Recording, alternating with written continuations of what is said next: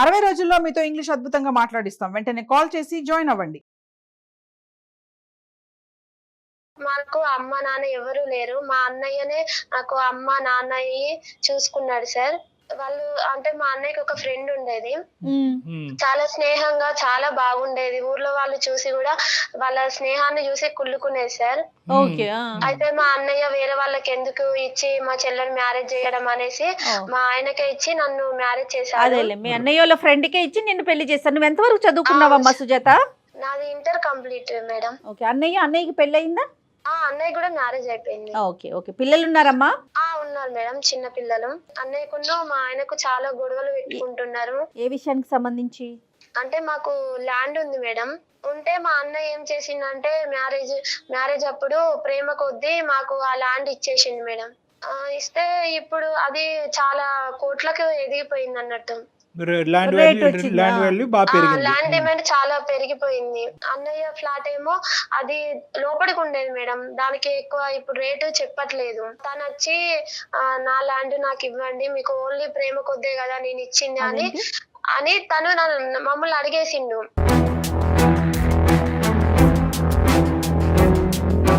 అది ఫ్లాట్ అంటే చాలా ఇష్టం మేడం. ఎందుకంటే మా అమ్మ నాన్నల సమాధి అందులోనే ఉంది. ఏదైనా ఇచ్చింది మళ్ళీ ఎందుకు వెనక్కి అడుగుతున్నాడు? రేట్లు ఎక్కువైనాయనా? ఎందుకు అడుగుతున్నాడు? అంటే అన్నకు చాలా అప్పులైనాయి సార్. అప్పులైనాయి. అప్పులయ్యి తీర్చుకుందాం అనేసి అడుగుతున్నాడు. లేదులే, అది సాంప్రదాయం, అది పద్ధతి కూడా కాదులే అమ్మా. ఇచ్చిన అది బహుమతి, నీకు గిఫ్ట్ కింద ఇచ్చింది. నీకు అది ఒక స్వీట్ మెమరీ కింద నీకు ఇచ్చినటువంటిది తల్లిదండ్రుల ఆస్తి. అది నీ జీవితాంతం నీతో పాటు ఉంటది. దీనికి ముందే నీ భర్తకి మీ బ్రదర్ కి గొడవలు ఉన్నాయా?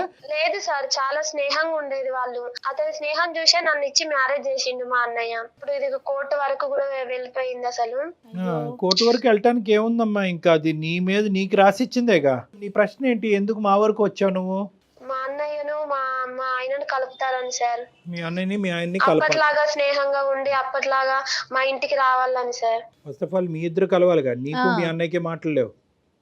మీ వారికి మీ అన్నయ్య మధ్యన జరిగేటటువంటి మాటలు అనేది కలపటం అనేది తర్వాత అంశం. అసలు నిన్ను క్షమించట్లే కదా మీ అన్నయ్య.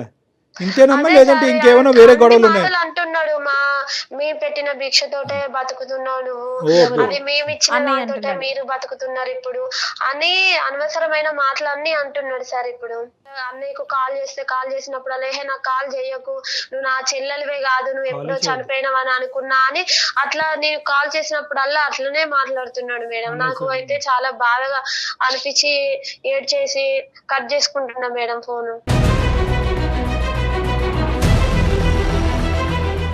తనకు మొన్ననే రీసెంట్ గా హార్ట్ స్ట్రోక్ వచ్చింది మేడం. ఎవరికి? మా అన్నయ్యకి. అంత చిన్న వయసులో వచ్చిందా హార్ట్ స్ట్రోక్? అయితే దానికి ఆపరేషన్ కావాలంటే 15 lakhs దాకా మేమే ఇచ్చినాం మేడం. అదే అన్నయ్యకు తెలియదు అనేసి ఏఎన్ఓ అని ఫౌండేషన్ ఇచ్చిల్లని చెప్పేసి ఇచ్చినాం మేడం. ఎందుకట్లా? అంటే మేము ఇచ్చినామని తెలిస్తే ఆయన ఆపరేషన్ చేయించుకోడు కదా. ఆ కోపంలో వద్దంటాడనే ఉద్దేశంతో మీరేం చేశారంటే ఒక ఎన్జిఓ ఆర్గనైజేషన్ కాంటాక్ట్ ఇండైరెక్ట్ గా ఇచ్చినాం మేడం. ఇండైరెక్ట్ అంటే ఏం చేశారమ్మా? అంటే ఒక ఎన్జిఓ ఆర్గనైజేషన్ కి ఏమైనా కాంట్రిబ్యూషన్ ఇచ్చి వాళ్ళ ద్వారా చేపించారా? అవును సార్, మంచి పని చేశారు. కానీ ఇప్పటికీ కూడా మీరు దీని వెనకతలు ఇది సర్జరీ సక్సెస్ఫుల్ గా అయ్యి మళ్ళీ మీ అన్నయ్యకి ఒక ప్రాణభిక్ష ఇచ్చినటువంటి వాళ్ళు మీరు అనేది మీ అన్నయ్యకి తెలియదు? తెలియదు సార్. ఆయన ఇంకా మమ్మల్నే తిడుతున్నాడు, మా వల్లనే మీరు బతుకుతున్నారు, అన్ని చేస్తున్నారు, ఇది అది అని ఎక్కువ కోపం పెంచుకుంటుంటున్నాడు సార్ మా మీద.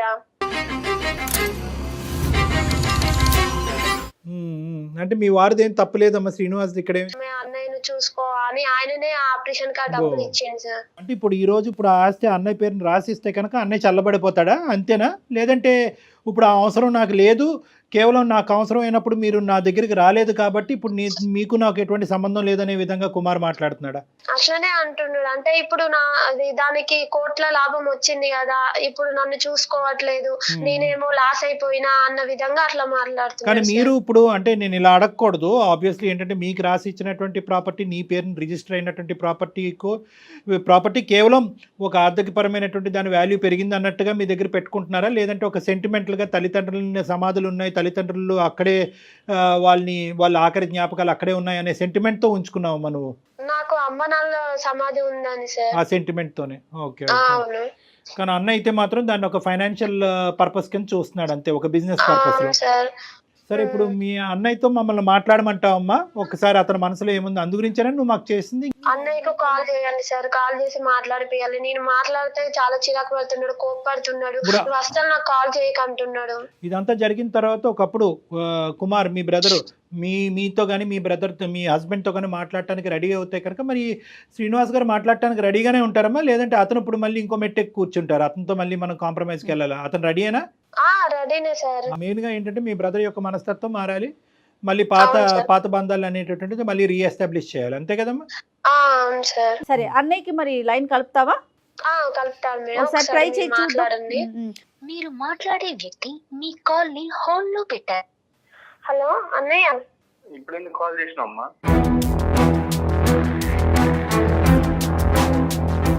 అన్నయ్య ఎందుకన్నా నాతో ఇంత కోపం పెట్టుకున్నారా?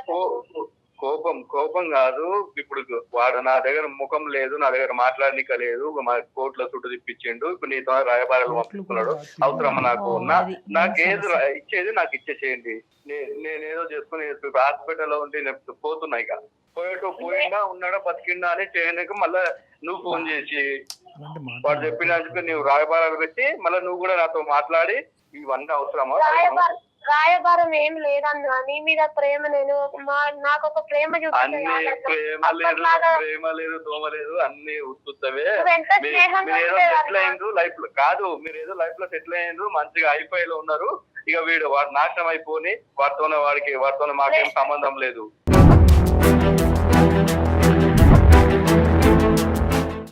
నువ్వు కావాలని వస్తాను కదా అన్న, నువ్వే మమ్మల్ని అర్థం చేసుకోలేదు. అంకిత జ్ఞానం ఉండాలి కనీసం. అయ్యో కుమార్ గారు నమస్తే అండి. నా పేరు జయ అండి, నేను అందమైన జీవితం ప్రోగ్రామ్ నుంచి మాట్లాడుతా ఉన్నాను. చెప్పండి. మరోలా భావించకండి కుమార్ గారు, ఏం లేదు, సుజాత మా దాకా వచ్చింది, మా అన్నయ్య మాతో మాట్లాడట్లేదు, నాకు మా అన్న కావాలి, ఇదివరకట్లాగా చూపించే ప్రేమ కావాలి అని చెప్పి మన సుమన్ టీవీ అందమైన జీవితం ప్రోగ్రామ్ దాకా వచ్చారు తను. దీంట్లో వేరే ఉద్దేశం ఏమీ లేదండి. నాతో పాటు డాక్టర్ కళ్యాణ్ గారు కూడా ఉన్నారు, ఒకసారి మాట్లాడండి కుమార్ గారు, మీ అనుమతి లేకుండా మేము మధ్యలో మాట్లాడతా కానీ ఇప్పుడు మధ్యలో ఎందుకు కనెక్ట్ చేసారు? అసలు మీరు ఎందుకు వచ్చారు మధ్యలో? అదే ఆ విషయానికి చెప్తున్నారు. కుమార్ గారు సారీ, నా పేరు డాక్టర్ కళ్యాణ్ చక్రవర్తి. మీ అన్న చెల్లెలు మాట్లాడుకుంటే మధ్యలో మేము ఎవరు పానకంలో పొడగలా అని మీరు అనుకుని ఉండొచ్చు, కానీ ఇక్కడ ఏంటంటే ఇప్పుడు ఆ అమ్మాయి బాధ ఇంకెక్కడ చెప్పుకోవాలి, ఎలా చెప్పుకోవాలి అనేటటువంటి ఉద్దేశంతో మా వరకు వచ్చిందండి. ఇక్కడ ఏంటంటే ఏమండి పీత బాధలు పీతవి, సీత బాధలు సీతవి, బాధలు ఎంత ఉన్నాయి, ఎవరికి ఏ స్థాయిలో ఉన్నాయి అనేది మనం ఇప్పుడు ఏదో బాధలు ప్రేమలో ఒలిగిపోతున్నాయి చూపిస్తున్నారు, అంతేగాని నేనున్న పరిస్థితుల్లో నాకున్న. డాక్టర్ గారు చెప్పేది వినండి అన్న. కుమార్ గారు ఒక్క నిమిషం, ఇక్కడ మీరు డ్రామా చేస్తున్నారు అని అనుకుంటే డ్రామాయే చేస్తున్నారు, ప్రేమలో ఒలకపోస్తున్నారు, ఇవన్నీ దొంగ నాటకాలు మీరు అనుకోండి, కానీ ఒక్క 2 నిమిషాలు నేను మాట్లాడిన తర్వాత మీరు మాట్లాడితే కానీ అప్పటికి మీకు తప్పు అనిపిస్తే తర్వాత మీ ఇష్టం. నేను ఒకటే అంటున్నాను, ప్రపంచంలో ఉండేటటువంటి అన్ని బంధాల్లో చాలా స్వీటెస్ట్ రిలేషన్షిప్ ఏదన్నా ఉంది అంటే ఒక అన్న చెల్లెలు. ఇప్పుడు ఈ అమ్మాయికి మీరు చాలా ఇష్టపూర్వకంగా అంటే మీ చెల్లికి ఏదో పెద్ద గిఫ్ట్ ఇవ్వాలి అనేటటువంటి ఉద్దేశంతో ఎప్పుడో కాదు, ఎన్నో 10-15 సంవత్సరాల క్రితం కాదు, కేవలం 3 years బ్యాకే మీరు ఇచ్చారు, ఒక గిఫ్ట్ ఇచ్చారు. అప్పుడు మనస్ఫూర్తిగానే ఇచ్చారా, బలవంతంగా ఇచ్చారా? మనస్ఫూర్తిగానే ఇచ్చారు. నేను చెప్తాను వినండి. అక్కడి నుంచి 1 year తర్వాత మీకేవో ఇబ్బందులు వచ్చినాయి, మీ ఇబ్బందులు మా ఇబ్బందులు కాదు అని మీరు అనుకోకండి, మీ ఇబ్బందులైనా మీ చెల్లి ఇబ్బందులైనా అందరి ఇబ్బందులు మా ఇబ్బందులే, కాబట్టి ఈ ప్రోగ్రామ్ అనేటటువంటి స్టార్ట్ చేసి నలుగురికి న్యాయం చేయాలనేటటువంటి ఆలోచనతో మేము చేస్తున్నాం. మీరు కష్టాల్లోకి వెళ్ళారు, మీ బాధల్లో పడ్డారు, అప్పుల్లోకి వెళ్ళారు. ఎందుకు అప్పులు అయ్యాయి అనేది మనం ఇప్పుడు ప్రస్తావన కాదు, అప్పులైతే అయినాయి. కానీ ఎంతవరకు మీరు ఇచ్చి రిజిస్టర్ చేసి చెల్లి నేను మనస్ఫూర్తిగా ఇష్టపూర్వకంగా నీకు ఇస్తున్నాను, దీన్ని నువ్వు నీ భర్త ఆస్వాదించండి, దీంట్లోంచి వచ్చేటటువంటి లాభాలు ఏమన్నా ఉంటే కనుక మీరు తీసుకోండి అనే మంచి ఉద్దేశంతో ఉన్నటువంటి కుమార్ సంవత్సరం తర్వాత అలా మారటం అనేటటువంటిది ఎంతవరకు సబబు? నేను మారినానంటే నేను సైకోనైనా లేకపోతే ఇంకేమన్నా అయినా?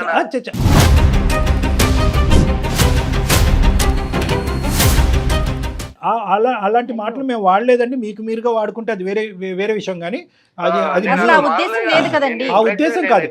నేనేంటంటే 1 yearలో అంత ఇష్టంగా ఇచ్చినటువంటి ఒక మనిషి 1 year తర్వాత ఇలా మారవలసినటువంటి అవసరం ఏముంది అనేటటువంటిది మా యొక్క ఆలోచన గురించి మిమ్మల్ని వివరించమంటున్నాం. నేనున్న పరిస్థితిలో నాకు అప్పులలో కూరుకుపోయి ఉన్న అప్పులైనవి ఇప్పుడు ఏదో నాకు ఏదో ఉన్న దాంట్లో చదువుకున్నవాడిని లేదు. నేను ఏదైతే ప్రేమతో ఇచ్చినానో వాళ్ళు కూడా అదే ప్రేమ అనుకోవచ్చు కదా. కదండి, ఒక సాంప్రదాయంలో మనకున్న సాంప్రదాయంలో ఉంటే ఆడపిల్లకి ఇచ్చింది మనం తిరిగి మనం తీసుకోం కదండి, అది పద్ధతి కదా. అది మీకు తెలియదా? మీరు ఇచ్చినప్పుడు మన ఆడపిల్లకి కానీ లేకపోతే తోబుట్టువులు కానీ ఇచ్చేది అది వాళ్ళ గౌరవార్థం.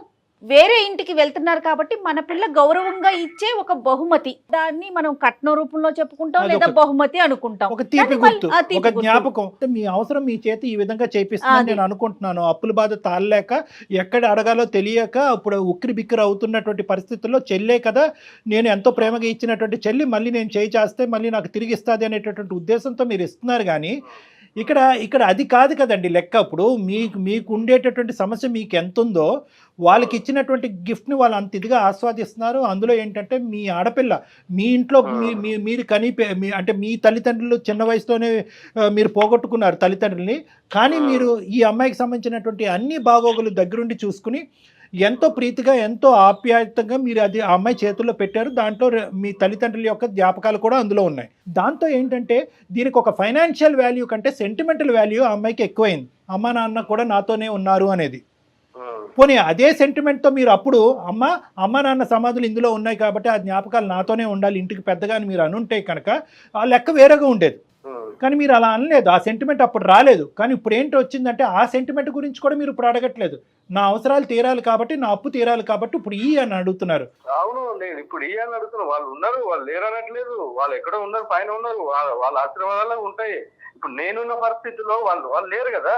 చిన్నప్పటి నుంచి పెంచి పెద్దగా చేసి వాడు మీరు ఇష్టపడ్డారని చెప్పి వాళ్ళకి ఇచ్చి పెళ్లి చేస్తే వాడు చూసేది ఇట్లా నా బామర్దిని. అన్నీ తెలిసినోడికి చెప్పచ్చు, ఏమీ తెలియనోడికి చెప్పచ్చు. కానీ మీరు ఏ ఉద్దేశంతో ఇచ్చారు అనేది మీకు తెలుసు. సంవత్సరం తర్వాత ఎందుకు అడుగుతున్నారు అనేది ఎవరికి అర్థం కావట్లేదు. కనీసం ఆపరేషన్ హాస్పిటల్ వన్నాడని కనీసం చూసేందుకు దిక్కులేదు. ఆ ఆపరేషన్ గురించి ఒక 2 నిమిషాలు మాట్లాడుకుందామా? మీరు చూడటానికే రావట్లేదు అని అంటున్నారు. కానీ మీ ఆపరేషన్ జరగటానికి ఈరోజు మీరు బ్రతికేలాగా ఉండి మాతో మాట్లాడటానికి మీ చెల్లే కారణం అంటే కనుక మీరేమంటారు? ఇప్పుడు ఫోన్ చేశాడు, మాట్లాడుతుంది అంతే. ఇక లేదు అమ్మ నువ్వే చెప్పమ్మా. మా ఆయననే దగ్గరుండి నీకు ఆపరేషన్ కు పైసలు ఇచ్చి మరి ఆపరేషన్ చేయించింది. ఎలా జరిపించావని చెప్పమ్మా సుజాత. అతనికి వివరించకపోతే ఎలా? అదేగా నేను కూడా చెప్పేది. వాడే వచ్చినాడు, వాడే నాకు దగ్గరుండి బామర్ది అని ఆపరేషన్ చేపించి డబ్బులు ఇచ్చిపోయిండు. వాడు కాదు నాకు చెప్పించింది. కానీ అతను చేసిన సహాయం గురించి వినండి. మీరు పట్టుకున్నదే పట్టుకుంటున్నారు, ఒకసారి వినండి. మా తల్లి వివరంగా చెప్పలేకపోతుంది.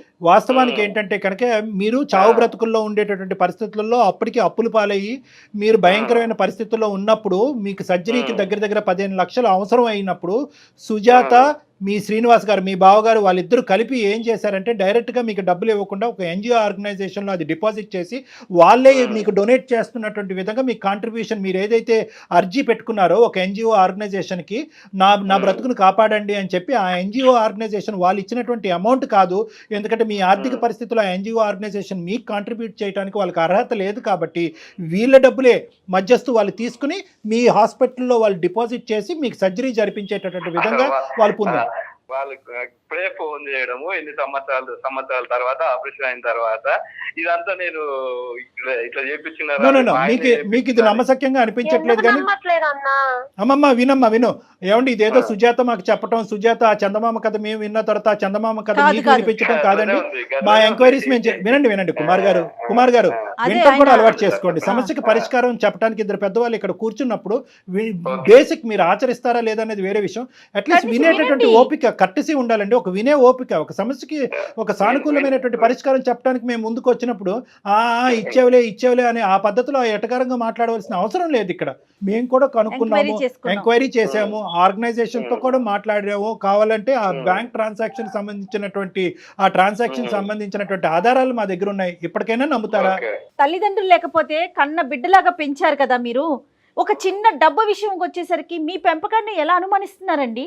ఆ అమ్మాయి నెత్తి నోరు మొత్తుకుంటోంది కదా, అన్నయ్య మేమే ఇచ్చామని.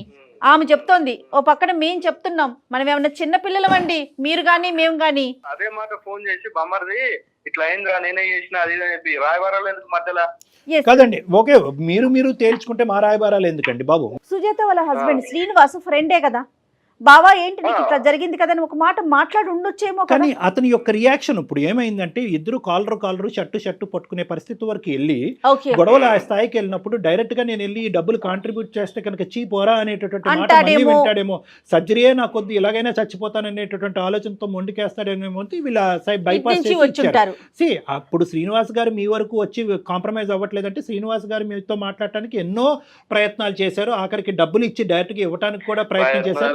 లేదు సార్, ప్రయత్నాలు ఏం లేదు. వాడికి ఒక లైఫ్ లో సెటిల్ అయిపోయాడు. ఫస్ట్ ఉన్న దోస్తాన్లో ఉన్నప్పుడు అవన్నీ గుర్తులేవు. ఎందుకు నమ్ముతలేవు అన్న? సరే శ్రీనివాస్ కుమార్ గారు మీ పాయింట్ ఆఫ్ వ్యూ నాకు అన్న, మా అర్థమవుతుంది. మాట నమ్మని అతనికి ఒకటే ఆలోచన ఏంటంటే చిన్నప్పటి నుంచి తల్లిదండ్రులు లేకపోయినా కూడా నేను ఈ స్థాయిలో పెంచి ఇక్కడి వరకు తీసుకొచ్చి దగ్గర ఉండి నా చేతుల మీదుగా ఒక గొప్ప సంబంధం తీసుకొచ్చి నా చిన్నటి స్నేహితుడిని తీసుకొచ్చి, అంటే ఇద్దరు మీ మనసుకు దగ్గరైనటువంటి వాళ్ళే, ఒక చెల్లి ఒక ప్రాణ స్నేహితుడు. కానీ వీళ్ళిద్దరూ ఏంటంటే ఇంత కష్టపడి నేను మిమ్మల్ని ఇద్దరిని ఒకటి చేశాను, ఈరోజు మీరిద్దరూ ఒక టీం అయ్యి నా అవసరం వచ్చి నేను పేకల్లోతు ఊబిలో కూరుకుపోయినప్పుడు నేను ఇచ్చినటువంటి ప్రాపర్టీ అది అప్పుగానో లేదంటే ఇంకో పద్ధతిలో నాకు ఇవ్వండి అంటే కనుక ఆ టైం అప్పుడు మీరు నాకు సహాయపడలేదు, ఇదేనా స్నేహం అంటే, ఇదేనా అన్న చెల్లెలు బంధం అంటే అనే విధంగా ఈ రోజు కుమార్ గారు మీరు మాట్లాడుతున్నారు. కానీ ఇక్కడ అక్కడ వరకు పాయింట్ చిన్న విషయం కళ్యాణ్ గారు, ఆయన అప్పుగా అనట్లేదు కదా కళ్యాణ్ గారు. వాట్ ఎవర్ ఇట్ ఇస్ ఇప్పుడు ఆయన ఏమంటున్నారు, నేను ప్రేమగా ఇచ్చాను, వాళ్ళు కూడా ప్రేమగా నాకు ఇవ్వచ్చు కదా నా కష్టంలో ఉన్నప్పుడు అని అడుగుతున్నారు. అప్పుగా అంటే అదే ప్రేమగా నాకు ఇవ్వచ్చు కదా, అదే పాయింట్ మాట్లాడుతున్నారు. చెప్పలేము కదా నేను. కానీ ఏంటంటే మీరు ఇక్కడ రెండు పోటీ, ఒకటి వర్సెస్ అవుతుందండి, ఏ వర్సెస్ బి అవుతుంది. ఏ అంటే ఏంటంటే కనుక ఇప్పుడు నేను చెప్పినటువంటి సీక్వెన్స్ అన్ని విధాలుగా మీ సంతోషాలు సుఖాలు చూసి మీరిద్దరూ ఒకటవటానికి కారకున్నటువంటి ఈ రోజు నేను ఏమీ లేనట్టుగా ఒక రసంలో కరేపాకులోనో లేదంటే పులిహారలో కరేపాకులోనో తీసి పక్కన పడేసేటటువంటి విధంగా నన్ను మీరు ట్రీట్ చేస్తున్నారు అనేటటువంటి యాంగిల్లో వెళ్ళిపోతున్నారు. కానీ బి అనేటటువంటి యాంగిల్ మీరు చూడట్లేదు. ఏంటంటే కనుక ఒక స్త్రీధనం, ఒక స్త్రీ ఆస్తి మనం ఎంతో సంతోషంగా సంవత్సరం క్రితమే మీరు ఇచ్చినటువంటి మీరు ఈ విధంగా అడిగితే కనుక ఆ అమ్మాయికి ఇది తక్కువ అనిపిస్తుంది, చూసేటటువంటి లోకానికి ప్రపంచానికి కూడా ఇదేం అన్నయ్య ఇచ్చినటువంటి బహుమానం రా బాబు, ఇచ్చినట్టే ఇచ్చి అప్పులు అయిన తర్వాత ఇక్కడే మళ్ళీ అడుగుతున్నాడు. రేపొద్దున మళ్ళీ ఒకప్పుడు మళ్ళీ మీరు అప్పుగా తీసుకుని మళ్ళీ తిరిగి ఇచ్చేసినా కూడా రేపొద్దున మళ్ళీ ఒక 2-3 సంవత్సరాల తర్వాత మళ్ళీ మీరు అప్పులు పాలవుతారేమో, మళ్ళీ అడుగుతారేమో. ఇదేం సీక్వెన్స్? ఆస్తి ఇచ్చినట్ట ఇవ్వనట్ట? అన్నిటికంటే ఒక చాలా పెద్ద సెంటిమెంటల్ అండ్ ఇమోషనల్ ఇష్యూ ఈరోజు ఇక్కడ బైపాస్ అయిపోయింది. అది ఏంటంటే మీరు చావు బ్రతుకుల్లో ఉన్నటువంటి టైంలో ఒక ఆర్గనైజేషన్ కూడా ముందుకు వచ్చి మీకు సర్జరీ చేయనటువంటి క్రమంలో మీ బావగారే వెనకదారిలోంచి వచ్చి తూ పోరా అంటాడేమో అనేటటువంటి భయంతో ఒక ఆర్గనైజేషన్ ద్వారా డబ్బులు ఇప్పించాడు మీకు. ఇది ఎంత గొప్ప విషయం అనేటటువంటిది ఒక్కసారి మీ మనస్సాక్షి మీద చెయ్యేసుకుని ఒక్కసారి కళ్ళు మూసుకుని స్మరించుకోండి. ఎంత గొప్ప విషయం, ప్రాణానికి మించినటువంటిది ఏమన్నా ఉందండి? ఆ ప్రాణదాతకి ఈ రోజు మీ బావ మీ పక్కన నిలబడ్డాడు, చాలదా అది? నువ్వు ఒక సైడ్ ఆలోచిస్తున్నావు అన్న, ఇంకో సైడ్ ఆలోచించట్లేదు నువ్వు. ఎంత గొప్ప పెద్దరికం అండి. అతను కూడా పట్టుదలకు పోయి ఉంటే కనుక ఈ రోజు మీరు మాతో మాట్లాడటానికి మీరు బతుకుండేవారా? తప్పుగా అనుకోకండి, నేను ఇలా మాట్లాడుతున్నాను. ఇప్పటికీ కూడా మీరు శ్రీనివాస్ నన్ను చూడటానికి హాస్పిటల్లో రాలేదు, ఇన్ని రోజులైనా కూడా పలకరించడానికి ఫోన్ చేయలేదంటే పలకరించేది ఏంటి, హాస్పిటల్కి వచ్చేది ఏంటి? ప్రాణమే పోసాడు నీకు. ఇప్పటికే మీరు ఇలా మాట్లాడుతున్నారు ఇన్ని రోజులైనా. ఇన్ఫాక్ట్ ఈ అమ్మాయి ఒకప్పుడు ఆ డబ్బులు ఇవ్వడానికి ముందుకు వస్తే కనుక బావగా అతనికి కూడా పౌరుషం ఉండి, ఆడపిల్ల ఇచ్చినటువంటి మీకే అంత పౌరుషం ఉంటే కనుక మగాడిని నువ్వు మా ఇంటికి వచ్చినటువంటి ఆడపిల్ల వచ్చింది కాబట్టి నేను అదే స్థాయిలో మాట్లాడతాను, నేను రూపాయి పైసా ఇవ్వను, వాడి సావేదో వాడి సావని అంటే కనుక ఏమై ఉండేది? ఈరోజు ఎంతమంది మగవాళ్ళు అలా మాట్లాడట్లేదు? అలా ఆలోచించాడా మీ శ్రీనివాసు? ఈ అప్పులు పాలవటం అనేది మీ జీవితంలో ఇది మొదటిసారి కాదు. అప్పులు అనేటటువంటి దానికి 1,00,000 దారులు ఉంటాయి, దానికి అనేక రకాల సొల్యూషన్స్ ఉంటాయి. కానీ ఈరోజు ఆ సొల్యూషన్ గురించి మిగతా సొల్యూషన్లు అన్నీ తీసి పక్కన పెట్టేసి నా చెల్లి తీసుకున్నటువంటి ప్రాపర్టీ మళ్ళీ తిరిగి నాకు ఇస్తేనే అది ఒక్కటే సొల్యూషన్ అని చెప్పి మీరు పట్టిన కుందేలకు 3 కాళ్ళు అన్నట్టుగా మీరు అలా బిగపెట్టి పట్టుకున్నారు. దాంతో ఒక పవిత్రమైనటువంటి బంధాన్ని ఈరోజు కట్ చేసేసారు మీరు. ముగ్గురు మంచి మనుషులే, కానీ కేవలం ఏంటంటే నా అవసరానికి మీరు వాడేసుకున్నారు, నేను ఇప్పుడు అవసరం లేదు అనే విధంగా మీరు ఫీల్ అవుతున్నారు కాబట్టి ఈరోజు మీరు ఇలా మాట్లాడుతున్నారు కుమార్ గారు. వాస్తవానికి మీలో కూడా ఒక మంచితనం అనేది ఉంది. మీ చెల్లి ఎప్పుడూ మీ చెల్లె, తన భర్త ఎంత గొప్పవాడో తన అన్నయ్య కూడా అంతే గొప్పవాడు. కాబట్టి ఈ రోజు కూడా 2 సంవత్సరాలు కూడా పట్టువలని విక్రమార్కుల్లాగా ఈ బంధం గురించి ఆ అమ్మాయి పోరాడుతూనే ఉంది. శ్రీనివాస్ మీతో మాట్లాడకపోయినా శ్రీనివాస్ మీతో మాట్లాడితే గొడవ ఇంకో లెవెల్కి వెళ్తుందనే ఉద్దేశంతో ఈ అమ్మాయి అన్ని ప్రయత్నాలు చేసి ఆఖరి ప్రయత్నంగా మా దగ్గరకు వచ్చింది. ఆడపిల్ల అండి, మీ ఆడపిల్ల, ఏడిపించి మాకండి, ఒకసారి ఆలోచించండి. ఆలోచించుకోండి నువ్వన్నా వదినన్నా మాకు ప్లీజ్ చాలా కుమార్. ఇష్టం అన్నాను. చూడు నాన్న, వదినన్నా నువ్వన్నా వదినన్నా మీరిద్దరే ఒకరికొకరు, ఈ కుటుంబంలో ఇంకెవరు లేరు. అమ్మ లేదు, నాన్న లేదు, వెళ్ళి బాధ చెప్పుకోవటానికి అమ్మ నాన్న లేరు. మేము పెద్దవాళ్ళు అయ్యి ఇక్కడ కూర్చుని ఒక సమస్యకు ఒక పరిష్కారం చెప్తున్నాం. అమ్మ నాన్న లేనప్పుడు ఆ అమ్మాయి నీకు తల్లి, నువ్వు ఆ అమ్మాయికి తండ్రి, అంతే అనుకోవాలి. దయచేసి ఈ బంధాలను ఇంత వీక్ చేయకండి. ఒక ఫైనాన్షియల్ బిజినెస్ మేనేజ్మెంట్ కింద పట్టుకెళ్ళకండి. మీది ఎంతో గొప్ప బంధం అనేటటువంటిది మీ ఊరు వాడ అందరూ గొప్పగా మాట్లాడుతున్నా, ఈ అమ్మ అంత అద్భుతంగా చేశాడు ఆ అబ్బాయి, ఒంటి చేతి మీద మొత్తం పెళ్లి నడిపించాడని చెప్పి ప్రాణ స్నేహితుని తీసుకొచ్చాడు, అద్భుతమైనటువంటి బావ దొరికాడు నీకు, స్నేహితుడు కమ్ బావ, ఇంకేం కావాలి? ఎక్కడుంది ఈ అదృష్టం? ఈ అదృష్టాన్ని ఏంటంటే పెళ్ళి అయిన 3 సంవత్సరాలు తిరగకముందే కాలదనుకుంటున్నారు మీరు, కేవలం ఒక ఆర్థిక లావాదేవీ గురించి. ఎన్ని సందర్భాల్లో మీరు బిజినెస్ పరమైనటువంటి అప్పుల్లోకి వెళ్ళలేదు కుమార్ గారు? ఎన్ని సందర్భాల్లో మీరు అప్పుని ఇట్టే చిటికేసినట్టుగా క్లియర్ చేయలేరు? మీ పట్టుదల, మీ అనుభవం, మీ ఆలోచనతో. ఇప్పటికైనా మమ్మల్ని అర్థం చేసుకో అన్నా, నన్ను నాయనని ఇప్పటికన్నా ఇంటికి రమ్మనండి. సరే సరే. డాక్టర్ గారు, కుమార్ గారు, నాకేం అర్థం అవ్వట్లేదు సార్, మీరు ఏదో ఒకటి చెప్పండి. తప్పకుండా డాక్టర్ కుమార్ గారు గారు, చెప్తారు. కుమార్ గారు, ఇది చాలా సింపుల్ అండి. దీనికి ఈ ఈక్వేషన్ కి నా యొక్క స్థానం అక్కర్లేదు. మీరు కాసేపు కళ్ళు మూసుకుని ఈ పెళ్లికి ముందు ఒక అన్నా చెల్లెల కింద మీరు ఎంత అనుభవంతో, ఎంత ఆలోచనతో, ఎంత ప్రేమ ఆప్యాయతతో మీరిద్దరు టైం స్పెండ్ చేశారు ఒక్కసారి స్మరించుకోండి, ఒక్కసారి ఆలోచించుకోండి చాలు. అది మళ్ళీ రీఎస్టాబ్లిష్ చేసుకోండి, ఆ బంధాన్ని మళ్ళీ రీఎస్టాబ్లిష్ చేసుకోండి. మీకు ఒక చెల్లె కాదు, మీ కుటుంబంలో మీకంటూ ఒక అన్నయ్య ఉన్నాడు, స్నేహితుడు రూపాన్ని వచ్చిన ఒక అన్నయ్య ఉన్నాడని అనుకోండి, ఎంత అద్భుతంగా ఉంటుంది. నేనే అంటే ఎట్లనో అర్థం చేసుకున్నట్లున్నా సార్ నన్ను. కుమార్ గారు, మీరున్న ఆర్థిక పరమైన ఇబ్బందులకి మీ ఆలోచన విధానం అలా వచ్చుండొచ్చు. అమ్మ ఒక్కసారి ఏంటంటే బ్రదర్ కష్టం, బ్రదర్ యొక్క పరిస్థితి, మీ పరిస్థితి ఒకటే అమ్మ. ప్రాపర్టీ ఇచ్చేటటువంటి అవకాశం లేకపోయినా కూడా ఆర్థికంగా అతనికి ఏమైనా హెల్ప్ చేయగలిగితే కనుక ఒక్కసారి I think that will resolve most of the issues. ఎంత ఇవ్వాలి, ఎప్పుడు ఇవ్వాలి అనేది మాట్లాడే హక్కు నాకు లేదు. ఒక్కసారి ఆ యాంగిల్, మీ పరిస్థితులు బట్టి ఓ యాంగిల్ చూసుకుని మీకు తోచినంత సాయం అతను చేసి అతను అప్పుల్లోంచి బయటికి తీసుకొచ్చేటటువంటి ప్రయత్నం చేయండి. మీ బంధం ఇంకా బాగా బలపడుతుంది. చేస్తాను సార్, కంపల్సరిగా. మా అన్నయ్య కాబట్టి నేనే దగ్గర ఉండి చేస్తాను సార్. మీరు ఇప్పటికే చాలా గొప్ప చేశారు. మా 15 లక్షలు కాంట్రిబ్యూట్ చేయటం అంటే కనుక ఒక సర్జరీ చాలా గొప్ప విషయము. కానీ దానికి తోడు ఇది కూడా చేయగలిగితే కనుక మీ బంధం ఇంకా బలపడుతుంది. అంటే ఇది ఎక్కడ కూడా మీ బంధానికి డబ్బుకి ముడి లేదమ్మా. కానీ ఇప్పుడు ఉండే అతని పరిస్థితుల వల్ల ఈ విధంగా మమ్మల్ని అడిగేటటువంటి, అంటే మేము మిమ్మల్ని ఇలా అడగక తప్పట్లేదు. అదే సార్ చేస్తున్నా సార్, కానీ ఇండైరెక్ట్ గా చేయడం వల్ల అన్నకేం తెలియట్లేదు. సరే ఏదైతే డబ్బులు ఇచ్చి నీకు సర్జరీ చేసామనేది ఓన్లీ ఇక్కడ ఈ కాంటెక్స్ట్ లోనే వాడాం. మళ్ళీ జీవితంలో ఏ కాంటెక్స్ట్ లో కూడా ఈ ప్రస్తావన రాకూడదు. మేము డబ్బులు ఇస్తే కనుక నువ్వు బ్రతికేవు అనేది రాకూడదు. అది చాలా చండాలంగా ఉంటుంది. ఈ కాంటెక్స్ట్ లో మీ ఇద్దరిని కలపటం గురించి నేను ఆ బ్రహ్మాస్త్రం వాడవలసి వచ్చింది. సుజాత, మీ హస్బెండ్ శ్రీనివాస్ గారితో కూడా అన్నయ్యతో ఒకసారి మాట్లాడిపించమ్మా. కుమార్ గారు, మీరు కూడా ఇప్పుడు ఆ అమ్మాయికి భర్త కాకముందు మీ ఫ్రెండ్ అండి అతను, ఆ విషయం కదా, మంచి ఫ్రెండ్ కాబట్టి చక్కగా ఓపెన్ గా, ఏముందండి ఒక మెట్టు తగ్గితే జీవితాలు వెళ్ళిపోతాయి కదా, చెప్పండి. మీరైనా మీదంతా ఒక కుటుంబం అండి. ఓకే, మీదంతా ఒక చక్కటి ఆప్యాయతతో కూడినటువంటి ఒక అద్భుతమైన కుటుంబం. ఆ కుటుంబాన్ని కాపాడుకోండి. అది డబ్బులకి ఎన్నో మెట్లు గొప్ప. అది ఓకే. చిన్న ఇష్యూస్ అదేనండి, ఎవరి మనసులో వాళ్ళు ఉంచేసుకొని దానికే పంతం. ఇది కరెక్ట్ అండి. నేను అనుకునేదే కరెక్ట్, నా వర్షనే కరెక్ట్. ఈ ఆలోచన నేను చెప్పాను చూసారా ఒక ఈక్వేషన్. నేను ఇప్పటి వరకు నేను చూపెట్టిన ప్రేమకి నేను కష్టాల్లో ఉన్నప్పుడు మీరు ఎవరా అనేదే ఒకటే అబ్బాయికి ఫిక్స్ అయింది. అదొకటే ఫిక్స్ అయింది. అరే ఆడపిల్ల సొత్తు మళ్ళీ తిరిగి అడుగుతున్నానే అని ఇంగితో అబ్బాయి లేకపోవటం కాదు, ఉంది. కానీ ఈ పవర్ వల్ల ఏంటంటే ఎందుకేవో నాకు, ఎందుకేవో నేను ఇంత చేశాను నీకు, నువ్వు నాకెందుకేవో, ఆ ఈక్వేషన్ లోకి వెళ్ళిపోయాడు. దాన్ని మనం డైల్యూట్ చేసాం అంతే. ఎనీహౌ వాళ్ళైతే ఓకే కాంప్రమైజ్ అయ్యారు, అంతవరకు సంతోషం. They are happy.